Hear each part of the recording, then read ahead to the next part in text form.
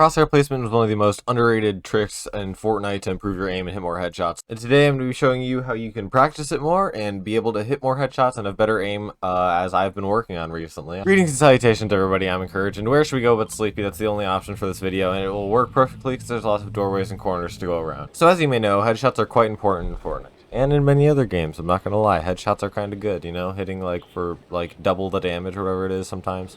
Can be pretty good, especially when you're spraying somebody or using a shotgun. That can really help you win a fight and can be the difference between whether you win or lose a fight. We've got some friends today, which is always good. I like friends. I feel like I should start with where I got the video idea for this. So basically, I was playing Valorant, and I've watched a few Valorant tips and tricks videos because I like getting good at video games. I had seen a lot of people talking about crosshair placement and how that's important in Valorant, and I had heard of it before when it comes to Fortnite, because I've watched a good many Fortnite tips and tricks videos in my time, but I was like, oh yeah, that might be good for Valorant too, because it kind of helps to hit more headshots, especially in Valorant where multiple guns are one-shot headshot, and that is really nice when you have your crosshair already on them. By now you might have guessed what crosshair placement means, but basically it's when you're coming around a doorway, instead of coming around a doorway like this, you're coming around a doorway like this. And it may look weird at first or feel weird at first, but I can tell you that it really helps when you, if someone were just sitting in here, standing right there, and I'm coming around like this, maybe I'm looking for loot or something,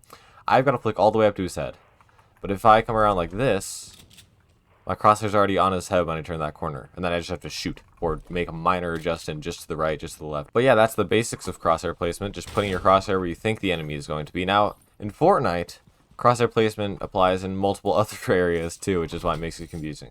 In Valorant, usually crosshair placement is just used to refer to holding your crosshair at head level whenever you are peeking something, or if I was thinking someone's going to come out of that door, instead of sitting here like this waiting, I would sit here like this waiting, or something like that, putting your crosshair in an optimal position for them to peek. In Fortnite, it comes in many different forms. So there's crosshair placement when you're editing.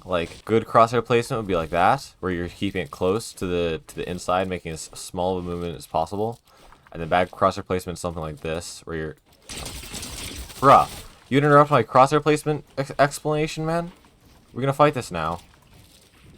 Uh-oh, I forgot to farm. I think we both forgot to farm. A spotter, luckily.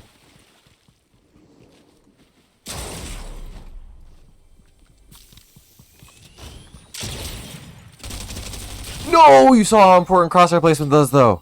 That's what's important there. You saw I whiffed my SMG shots. That was an easy fight to win if I hit SMG shots, because I just max pumped him in the face. But you saw, because I'm holding my crosshair at his head when he peeks at head level for when he comes through the door, you could tell that it was a lot easier for me to just click or wait for him to walk into my crosshair instead of having to flick all the way up. Next game, we're going to go in and show you with the editing what good crosshair placement is for that, and what good building crosshair placement is, and that kind of stuff as it regards to Fortnite, and not so much in other games. Before we get into the crosshair placement stuff, I'd like to point out that there's 79 players in this game, and no one has died. Okay, now someone has died, so there's 78. But there were 79 players in this game when it started, which is an odd point I made in the other video, which you can go watch right now. There's a link in the top right if you would like to click that. But it'd be nice if you could stay for the crosshair placement stuff, because you always want to get better at Fortnite, right? Or hopefully this time when I'm explaining the crosshair placement stuff, I won't get rudely interrupted by somebody. Alright, let me get decent loot so I actually have a fighting chance, and then we will deal with the crosshair placement thing. While I'm finishing looting, I will say that crosshair is not something that I have mastered, or I want to claim to have mastered. It is... Are you kidding? I'm not going to use Splash for that. I'm going to go find some Chug Splashes somewhere else. But yeah, I just thought of it for Fortnite yesterday. Well, I thought of practicing it for Fortnite yesterday. I've heard of it in regards to Fortnite before, but it's something to get... There's just two trees there, cool. It's something to get used to. I still find myself when I'm going into a door or something, looking like this, expecting to find loot or something when there could be a player in there. And then even there's brick on the ground there. Even if I'm looking straight ahead, I can still pick that up without having to look down. So you really don't need to look down to pick up loot.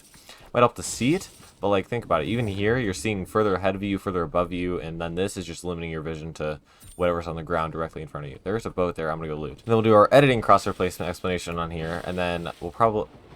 Someone just looted this. How dare they? We'll do the editing explanation here, and then we'll do the building one maybe in creative after this game, because that takes a lot of mats. Alright, let me get us to a safe place where hopefully no one can see me, such as... What I was explaining in the last game was that good editing crosshair placement is like that. And then bad editing crosshair placement is like this or something, where you have to make a longer movement to do the same amount of editing compared to like that or something, which is just a small movement instead of having to do this entire thing, which I sometimes find myself doing, especially when I'm trying to do it fast. I'll end up, instead of doing what's actually fast, which is just that small, like almost straight line movement through there, I'll find myself doing like a big wide movement. Trying to go fast, I'll just really move my mouse around like that, which doesn't help for the speed. Actually, it's better just to get that quick, like that movement. A lot faster. It's so much cleaner too in like clips or anything. If you're ever watching a clip, you see that they're barely ever in the edit screen. It's just like a millisecond of an edit screen. It's not like that. It's just a quick little movement, and that's good crosshair placement for editing. And that goes for many different edits, whether it's like a door or something, you just want to stay in between those and then stop. Top right corner, same thing as the bottom right corner. Here you want to stay in that little circle. And yeah, it goes for all those edits. I made that jump. I was just talking about in the other video that someone's going to make that jump, and I guess I'm just better and I did it. Let's go. Yeah, I'm going to go through the rest of this game trying to practice good crosshair placement so I can show you that it actually works, but I feel like I've already shown you based on last game, so if you're not satisfied by that, go watch the rest of this game and you will see how expertly crosshair placement can be used. I've got way too many splashes. I can quite...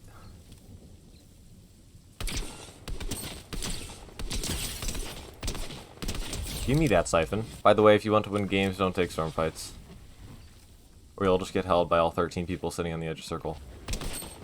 Rest in pepperoni's his health. Wow. See, now that these guys took a storm fight, I don't know if that was their fight. I don't think it was. Speaking of getting held. Okay, he doesn't miss, and neither do I, apparently. Nice. Yeah, there were guys taking a storm fight deep in storm. Trying to look... Are you kidding?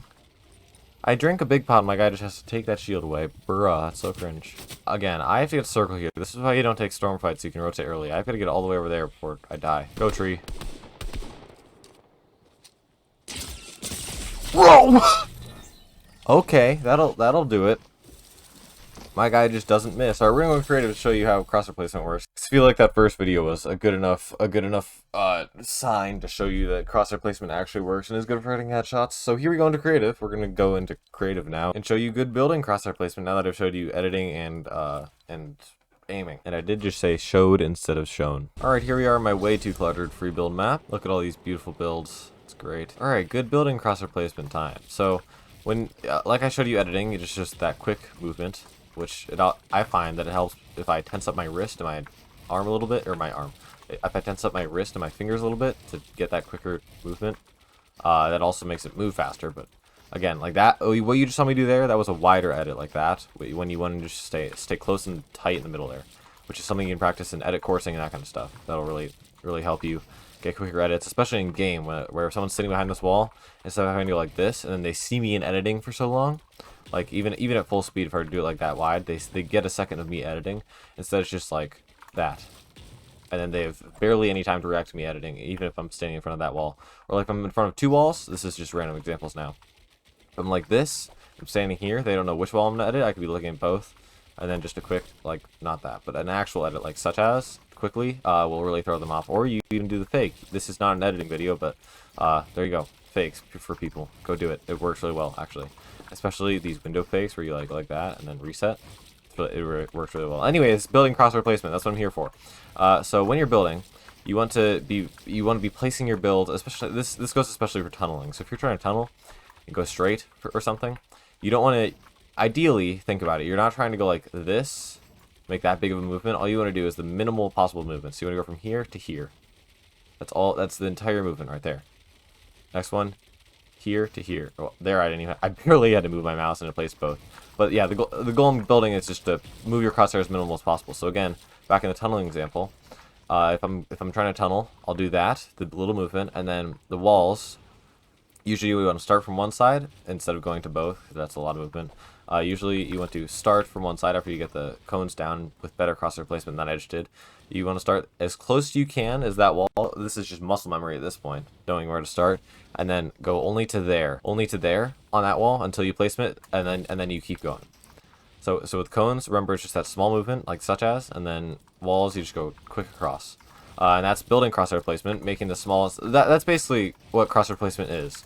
It helps you to make the smallest movement that you need to in order to do whatever you're doing, whether it's aiming, building, or editing. And then when you combine it all together, you've got like the double edits where you're just trying to make the smallest movement you can when editing. You don't want to. This is especially important in double edits because it makes your double edits so much worse. Even triple edits too. You have to have really good crosshair placement to be able to get triple and quad edits. But you don't want to be doing this because that's way too much of a movement. You just want to be doing like a quick little that, so that when you get to the triple edit, all you have to do is that, and then you're done. Helps with triple edits a lot. So yeah, as you can see, crosshair placement helps in a lot of different situations, whether it's building, editing, or aiming. And can really help you hit more headshots and be quicker with your building and editing and all those things. So that's always good. Thanks for watching. Don't forget to like, subscribe if you enjoyed. And yeah, go watch this video where I explain how to play Arena correctly and actually improve when you're playing Arena instead of just playing to win.